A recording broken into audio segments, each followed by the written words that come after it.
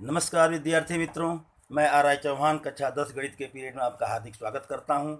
आज हम देखेंगे अध्याय 11 रचनाएं। इसमें प्रश्नावली 11.1 का प्रश्न नंबर 5। एक त्रिभुज ABC बनाइए जिसमें BC बराबर 6 सेंटीमीटर, AB बराबर 5 सेंटीमीटर और कोण ABC बराबर 60 अंश हो। फिर एक त्रिभुज की रचना कीजिए जिसकी भुजाएं त्रिभुज ABC की संगत भुजाओं की 3/4 गुनी हों। दोस्तों, इसके पहले की वीडियो में हमने जो प्रश्न नंबर 3 बताया था उसमें जो अनुपात आपका 7/5 था, यानी नीचे का अंक छोटा था, और यहाँ पर इसमें हम ले रहे हैं 3/4, यानी नीचे का अंक बड़ा है। तो ध्यान से देखिए कैसे बनाते हैं इसको। सर्वप्रथम जो दिया गया माप है, इसका जो दिया गया माप है इसको हम एक जगह कहीं नोट कर लेते हैं। जैसे कि एक कोण इसमें B 60 अंश का होना चाहिए, यानी कोण ABC बराबर अपने को लेना है 60 अंश, और BC 6 सेंटीमीटर और AB जो है वह 5 सेंटीमीटर। ये जो दिया हुआ था उसको तो कैसे करेंगे देखिए।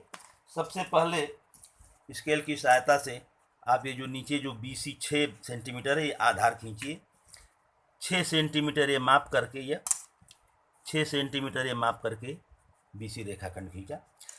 इस पर त्रिभुज बनाने के लिए एक कोण इसमें दे रखा हुआ है, कोण ABC बराबर 60 अंश। 60 अंश का कोण आपको आसानी से बना सकते हैं। कोई भी कोण 45 अंश या 90 अंश, 30 अंश जो भी हो, जितना दिया उतने का बनाइए। प्रकार की सहायता से कोण बनाना आप कक्षा 9 में सीख चुके हैं। तो 60 अंश का कोण ऐसे बनता है। कोई भी एक माप लेकर के या इस तरह से कोई भी एक चाप या लगाएंगे और इसी माप से पुनः इस चाप को दोबारा इधर से काटेंगे। अब ये मिलाते हुए खींचेंगे तो क्या होगा, ये 60 अंश का कोण होगा। इसको थोड़ी ऊपर तक आप बढ़ा के खींच दीजिए। और दूसरी AB को 5 दिया हुआ है, तो ये B है तो ऊपर ये होगा आपका। तो B से 5 सेंटीमीटर ये माप करके इसमें स्केल में ये यहाँ से 0 से लेके 5 तक ये मापिए, ये 5, और यहाँ B पर से इसको चाप लगाइए ऐसे। तो ये जहाँ पर इसको ये काट रहा है, इस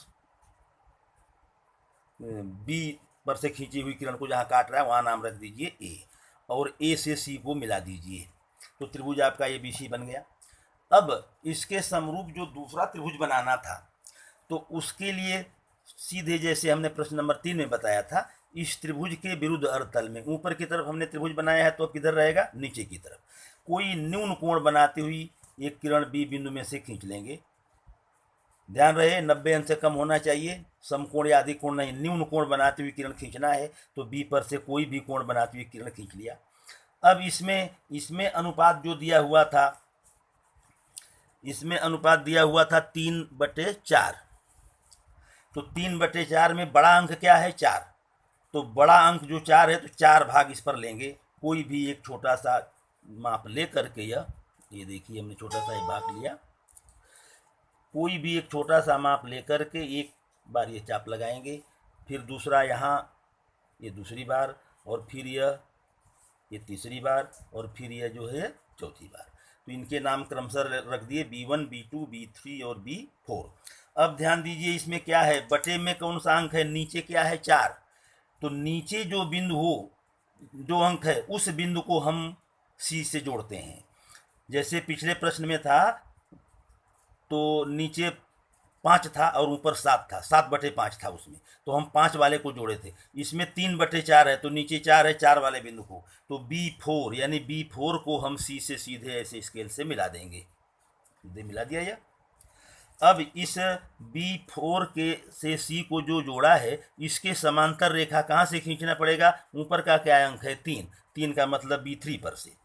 तो समांतर रेखा जैसे पिछले प्रश्न में खींचे थे, कोई भी माप का यह त्रिज्या लेकर के जो कोण बन गया, इसको हम क्या करेंगे, एक बार ये काट लेंगे कोई भी चाप, और यही चाप पुनः ऊपर 3 है तो B3 पर से एक लगा देंगे ये चाप यह। फिर इस चाप को मापिए, ये जितना हो इसको ये बढ़ा करके बराबर माप लिया। इसको माप करके और ये जो ये चाप लगा, इस चाप को काट दीजिए इसे। एक बार फिर से देखिए। सबसे पहले तो ये B4 से C को जोड़ दिया तो ये कोण बन गया है यह।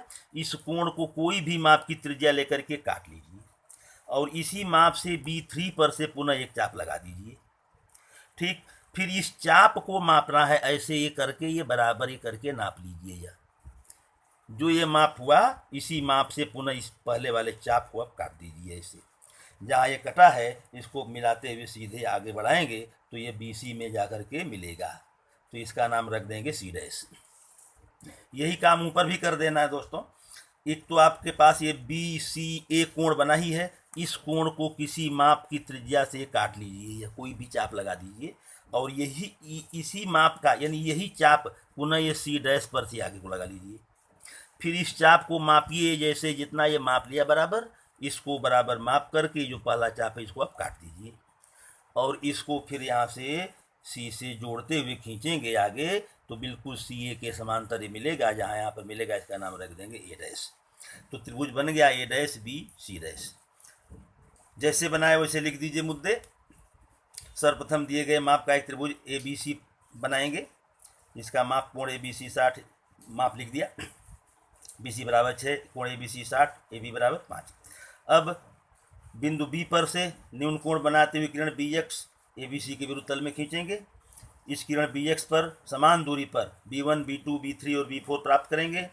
B4 को C से मिलाएंगे। ध्यान रखना जो नीचे का अंक है उसको C से जोड़ते हैं, B4 को C से मिलाएंगे और B3 में से ये B4C के समांतर रेखा खींचेंगे जो इस BC को C' पे काटती है, यानी BC' खींचेंगे और CA के समांतर रेखा C' में से खींचेंगे जो इसको A' पर काटती है। इस प्रकार त्रिभुज A' BC' प्राप्त होता है जो दिए गए त्रिभुज ABC के समरूप और उसकी भुजाओं के 3/4 गुना संगत भुजाओं की माप का है। तो यह इस प्रकार ये बना। और अगली रचना देखिए 11.2 में से। 11.2 में से हम ले रहे हैं वृत्त की एक रचना। तो इसमें पहला प्रश्न है 6 सेंटीमीटर त्रिज्या का एक वृत्त खींचिए और केंद्र से 10 सेंटीमीटर दूरी स्थित एक बिंदु से वृत्त पर स्पर्श रेखा युग्म की रचना कीजिए, उनकी लंबाइयाँ मापिए। तो ये बिल्कुल सामान्य रचना है। एक वृत्त बनाना है, उस पर स्पर्शक खींचना है। तो पहले कितनी त्रिज्या दी गई है 6 सेंटीमीटर। जो भी त्रिज्या दी गई उतनी माप का एक वृत्त हम बनाएंगे। तो ये 6 सेंटीमीटर त्रिज्या माप करके माप लेकर के 6 सेंटीमीटर, ये 6 सेंटीमीटर त्रिज्या का एक हमने कैसे बनाएंगे ध्यान दीजिए। स्केल में 6 सेंटीमीटर माप लीजिए आप। ऐसे यह जो है 0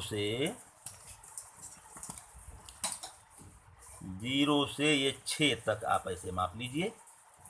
देख लीजिए 6 तक माप लिया। ये 6 सेंटीमीटर त्रिज्या का एक वृत्त बनाना आपको पहले से आता होगा, वृत्त बना लीजिए। अब ये इसका केंद्र, उसका नाम हमने O रख दिया। अब यहाँ से 10 सेंटीमीटर दूर, मतलब यहाँ से ऐसे सीधे किसी भी तरफ आप ये 10 सेंटीमीटर दूरी पर एक बिंदु लगा दीजिए। इस बिंदु का नाम रख देते हैं P और O को ऐसे सीधे खींच करके मिला दिया। अब सीधे इस POP जो रेखाखंड है इसका लंबसम द्विभाजक खींचेंगे। लंबसम द्विभाजक खींचने के लिए आपको पहले से आता होगा, कक्षा 9 में पढ़ चुके हैं। आधे से अधिक दूरी लेकर के एक चाप लगाएं, आधे से अधिक दूरी लेकर ऊपर की तरफ और नीचे की तरफ। फिर वही माप यहाँ P पर से ऊपर की तरफ और नीचे की तरफ। ये जहाँ दोनों काटे हुए हैं इनको मिलाते हुए ये जोड़ेंगे ऐसे। तो इस AP को ये OP को यह एक जगह काटता है बीच में, ये मध्य बिंदु होगा, इसका नाम रख देते हैं M। अब M को केंद्र मानकर M पर यह प्रकार की नोक रखेंगे और O तक फैलाएंगे तो निश्चित है कि यह P तक भी होगा। अब इसको एक वृत्त खींच देंगे पूरा। अब यह वृत्त जो है पहले वृत्त को यहाँ हम देख रहे हैं तो 2 जगह काटा हुआ है, Q और R पर काटा हुआ है। अब सीधे P से Q को और P से इस R को जोड़ देंगे, ऐसे स्केल लगा करके जोड़ दिया। तो यही PQ और PR जो उस वृत्त की स्पर्श रेखाएं हैं। मुद्दे में क्या लिखना है, सर्वप्रथम 6 सेंटीमीटर त्रिज्या का और O केंद्र मानकर 6 सेंटीमीटर त्रिज्या का एक वृत्त खींचेंगे और O से 10 सेंटीमीटर दूरी पर एक बिंदु P हम लेंगे और POP को मिलाएंगे। अब क्या करना है अगला पॉइंट, रेखाखंड OP का लंब समद्विभाजक। अब लंब समद्विभाजक कैसे खींचा गया उसको आपको नहीं लिखना है, सीधे खाली लिखेंगे OP का लंब समद्विभाजक खींचेंगे और इसका मध्य बिंदु M प्राप्त करेंगे। अब M को केंद्र मानकर MO अथवा MP, M को केंद्र मानकर MO अथवा एमपी त्रिज्या का वृत्त खींचेंगे जो पहले वृत्त को क्यू और आर पर काटता है। अब पी क्यू तथा पी आर को मिलाएंगे। इस प्रकार पी क्यू तथा पी आर ही इस दिए गए वृत्त के स्पर्श रेखाएं हैं। अब इनको मापने के लिए भी प्रश्न में लिखा है, यदि मापने के लिए लिखा हो तो ही मापिए, फालतू आपको मापने की जरूरत नहीं है। तो मापने के लिए लिखा हुआ है तो माप लीजिए। इसको हम मापते हैं ऐसे स्केल के द्वारा। तो हम देख रहे हैं कि Q और P ये भी 8 और यहाँ से इधर मापते हैं तो ये भी 8 है, क्योंकि स्पर्शक की लंबाइयाँ समान होती हैं। किसी बिंदु से वृत्त पर के दो स्पर्शकों की लंबाई क्या होगी? समान होगी। तो लिख देंगे मापने पर स्पर्शकों की पी क्यू और पी आर की लंबाइयाँ 8 सेंटीमीटर प्राप्त होती हैं। तो यह वृत्त की रचना बिल्कुल आसान है, आशा आपको समझ में आ गया होगा। तो एक प्रश्न इसमें कुछ कठिन है जिनको हम अगली वीडियो में बताएंगे, और इनको देखने के लिए आप चैनल को सब्सक्राइब कर दीजिए, लाइक कीजिए, बच्चों और अपने दोस्तों में शेयर कीजिए और आगे के प्रश्नों को सावधानी से कीजिए। धन्यवाद।